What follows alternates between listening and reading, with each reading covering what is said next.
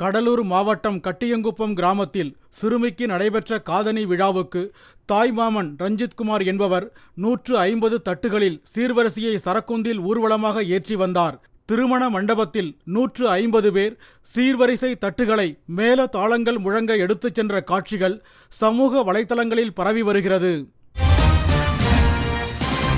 ராணிப்பேட்டை மாவட்டம் பாகவளி கிராமத்தில் அறுவடைக்கு தயாராக இருந்த 1.5 ஏக்கர் நெற்பயிர் காட்டு பன்றிகளால் முற்றிலுமாக நாசமடைந்துள்ளது.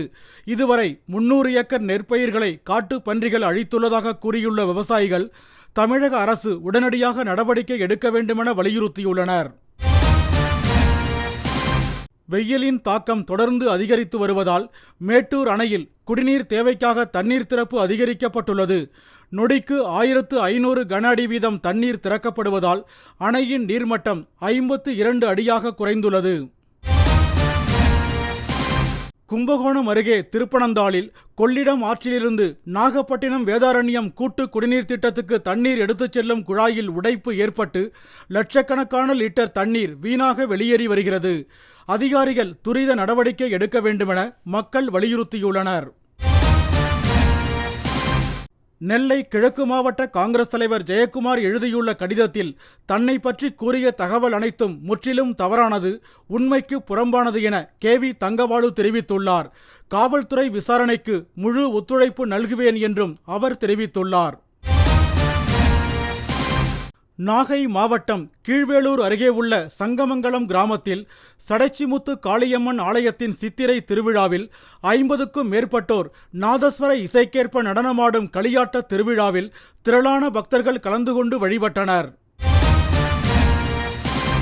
மணப்பாறை அருகே புத்தானத்தம் கிராமத்தைச் சேர்ந்த நாகராஜன் என்பவர் வீட்டின் அருகே நிறுத்தியிருந்த மகிழுந்தை இயக்கியபோது திடீரென தீப்பிடித்து எரிந்தது. சற்று நேரத்தில் தீ வேகமாக பரவி மகிழுந்து முற்றிலுமாக எரிந்து நாசமடைந்தது. தீயணைப்பு துறையினர் தண்ணீரை பீச்சியடித்து தீயை அணைத்தனர். திருவண்ணாமலை மாவட்டம் சேத்துப்பட்டு அருகே உள்ள ஆத்தூர் கிராமத்தைச் சேர்ந்த சேகர் என்பவரிடம் பட்டா மாற்றம் செய்ய 3000 ரூபாய் கையூட்டு பெற்ற கிராம நிர்வாக அதிகாரி சிலம்பரசன் காவல்துறையால் கையும் களவுமாக கைது செய்யப்பட்டார்.